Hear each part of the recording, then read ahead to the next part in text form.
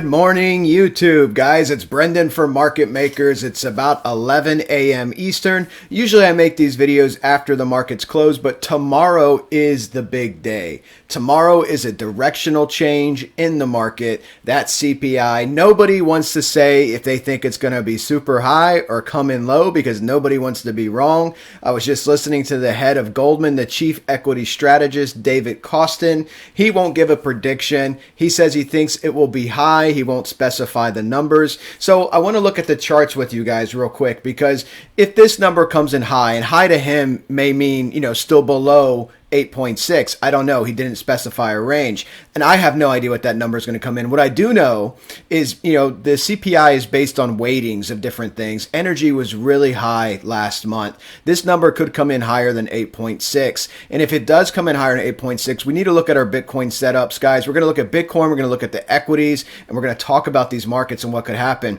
We went over this yesterday here in the daily time frame of Bitcoin. You do have this double top on the daily, okay? And I do anticipate looking at a directional change in the market. If this comes in, if this CPI comes in hot, again, 8.6 or higher, you could easily see this price drop, break the neckline, and then come down to test its base. If it does not hold this base and you go down to 17,211 or start going below 17,211, you're making a new low in this bear market, okay? Be very well aware of that, because that could easily lead to a capitulation event, which in my opinion, Bitcoin hasn't had yet. Bitcoin's had its normal declines. It hasn't had a yet another 50% drop, and a fast 50% drop. And that's what a lot of these hedge fund guys are looking at. Jeffrey Gundlach, Double Line Capital. Again, he predicted 8K. You guys have heard my predictions for months and months now, going back to last year, sub 10K Bitcoin. Again, with that bottom being around the pandemic low, around 3,800. Not saying it's going there tomorrow, guys, but I'm saying it directionally. If we get a hot CPI, I would not be surprised to see major downward movement in Bitcoin coming to test key support. And if that support fails, you got to look at where you're going. And my 2618 is down here at 13,948. And we'll have other supports in here, your 16s, your 15s. Will they hold or will they sell off? And a lot of that's going to be directionally based on the markets. This is a very binary event in the market. You guys know it, and I've talked about it last few days in our Telegram and our Discord. I had a short on the Russell. We had a long on oil. Oil selling off today as well, anticipating recession fears again. But, I'm not in a trade at the moment because I took profits. I locked in my profits. I tightened my stop losses on those trades. They both worked out fantastic. We got an oil at 96. It went up over 106. We shorted the Russell. It went below the 618 on a target, which was fantastic. So I'm out of those trades. I'm not entering a trade here as for a binary event because I want to see how the market reacts. The market's either going to rally or it's going to dump, and it's going to be data driven by that CPI. Now, if you're in a trade, my suggestion, not financial advice, this is all education and entertainment. My suggestion is lock in profits, either tighten your stop loss or consider taking something off the table and securing some profits. If you nail a direction, if you're in a short on an index or a short on Bitcoin and that CPI is hot, I do expect it to dump, but you want to protect yourself. So just be very careful in these markets. Binary event markets, they can be quite crazy. If you nail a direction, then you're sitting pretty. And if you don't nail a direction, you can get whipsawed very, very quickly, okay? So on the daily time frame, again, this is bearish. We sold off here. We're in our Wyckoff structure, still at the upper echelon, trying to hold this base up here around 19.9. Again, the 1-fib guys at 19,227. If you guys want to trade Bitcoin, definitely check out BITGET, our longest time sponsor, fantastic trading platform. No issues that I personally have had at all on BITGET. They keep improving the app. They keep improving listings. It's a fantastic place. Top 5 exchange by volume. I love the exchange. So check out the link in the video description. You'll always be invited to our private tournaments like the one ongoing now. And you get bonuses as well, guys. So let's go ahead and look at this.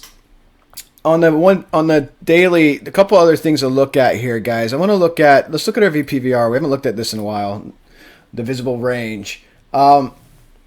Some things, when you're looking at where volume can find support, it's not a coincidence here. You see the spike out here, or price can find support on volume, right at that 1-fib, 19,227. Let's pull in some more candles, because remember, this is triggered by the amount of candles that you have in the range. And because you're essentially in price discovery in a bear market without pulling in the whole marketplace, you can see the volume is going to be, completely very low because there's no other candles beneath you at the moment unless you go way back and start pulling in more candles from the beginning of the bull run. And then you're just looking at where your volume is. And you can see your volume, guys, your point of confluence, point of control down here, sub 10K that we keep talking about, 9,363. Okay.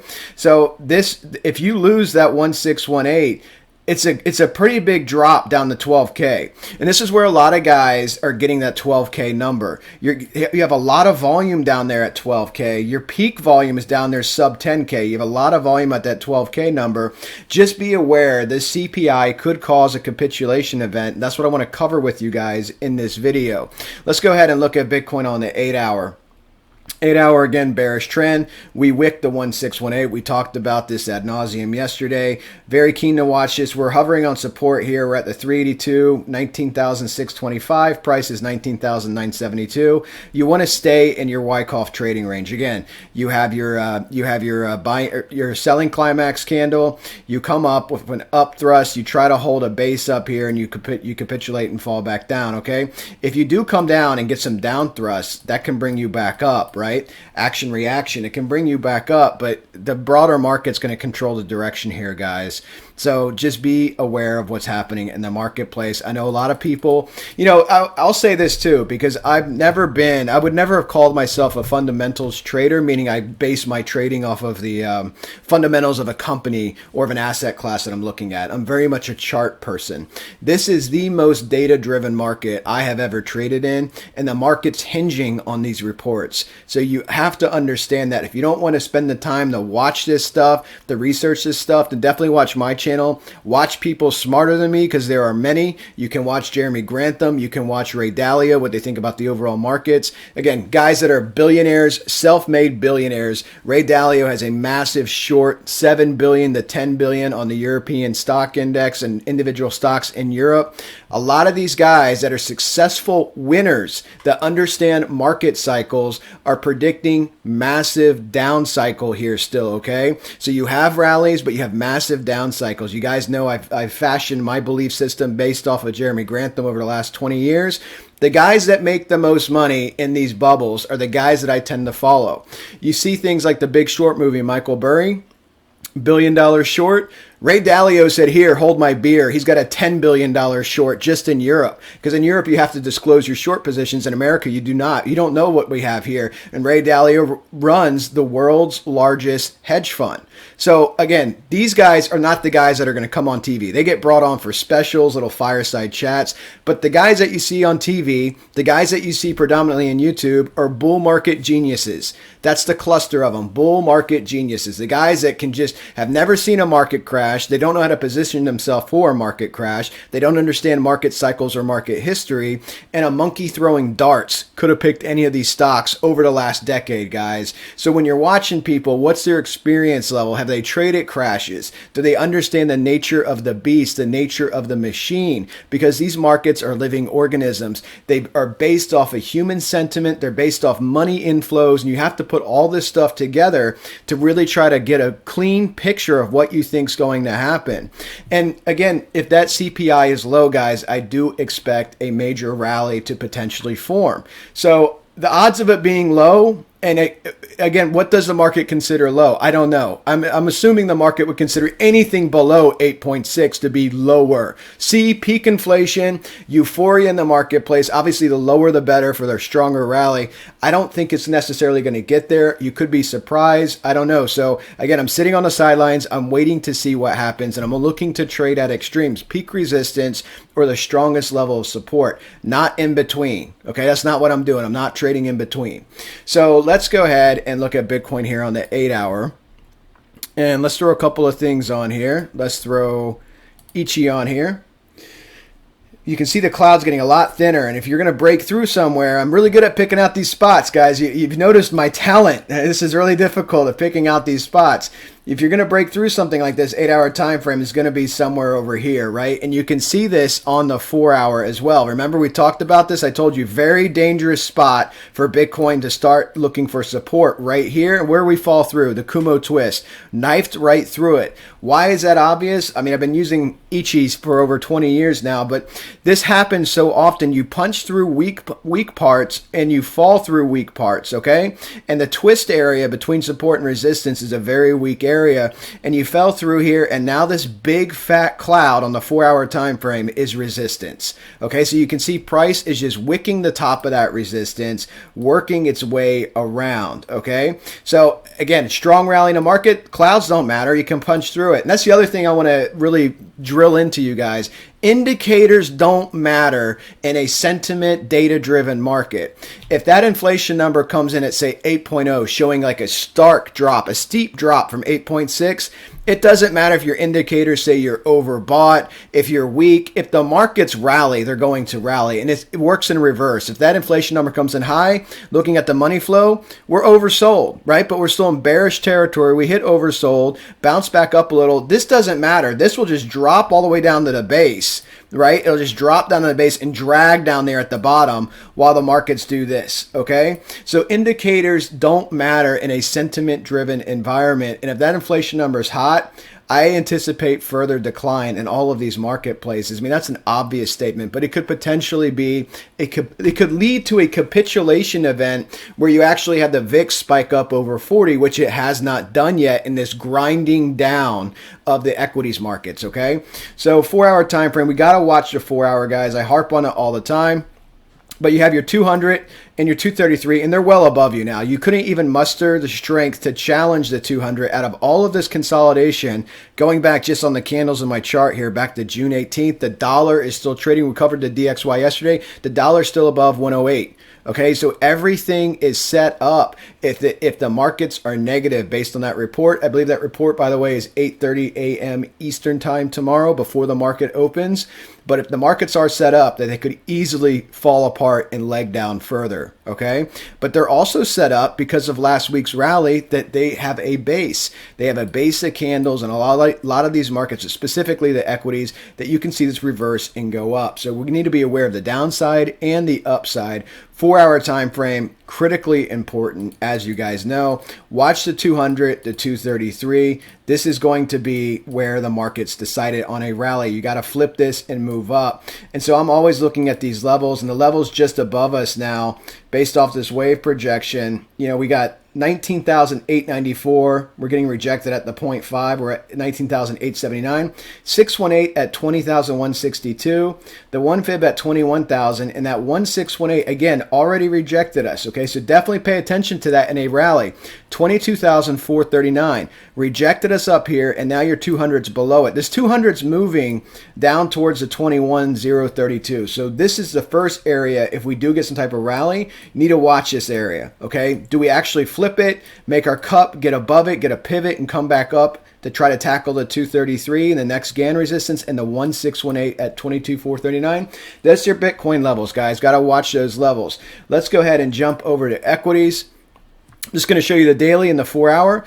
S&P on the daily, again, low volume, guys, bullish money flow. Printing that double top, went over this yesterday. I'm not going to spend too much time on it. So you can see how this could break down, test the neckline, and then capitulate down, right? This could be with a hot inflation number, the next big leg down. The market will be pricing in, once again, that 75 basis point rate hike. And a lot of the smart people think it's already priced in. I do not think it's priced in because they're not factoring in human emotion.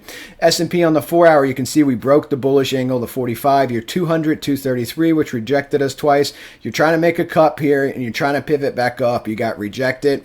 Again, like I told you a couple days ago, guys, chop. You're going to have chop, ups and downs, ups and downs. That report comes out tomorrow. That report's positive. You're going to see this contact again, and I like to trade at contact. I like to trade at contact. I want to see if we get a bearish pattern that prints, just like the double top that we've been talking about a couple of days. If we get a bearish pattern on a rally, or if we're able to get above it, base on it, and then look to move up. Okay, that's how I'm going to formulate my trading style. Nasdaq on the daily. Nasdaq super low volume, price rise, volume divergence, but at a larger level here, printing that macro double top, okay? You got a double top here. So you have to watch this just like with the S&P, just like with the Russell. You got a neckline, and if you break it, you're coming down further, making new lows in the marketplace in this bear market descension. Nasdaq 4-hour, we pump back up to the 200, 233, got a hard rejection again. The Nasdaq has the big money stocks. They have Google, they have Apple, they have the big tech stocks in there, okay? So the FANG stocks, they have the big money stocks, but you can see the Nasdaq, even with all of those big blue chip tech stocks, can't hold its base. It can't hold the 225. It keeps failing. And this is basically a roadmap. If that CPI is hot, what you're going to see tomorrow, you're going to see something just like this, okay? Because you did the exact same structure, double top, dissension, double top, trying to hold this base right here. You see that? You're trying to cup here on that 45 angle, trying to hold this base and re-attack the 200 and 233, and you're going to see that CPI is hot, tech is going to sell, okay? CPI is low, Nasdaq's going to try to rally back above again and make some type of base, and we're going to make sure it's on a bearish structure, and then we're going to talk about it on this channel, doing my best to keep you guys in the loop. Daily time frame, Russell, same exact shape. You guys see the double top. I'm not going to keep drawing them. Russell's very weak. The daily 200, 233 are descending. They're roughly at the 1997 level, the year I graduated high school.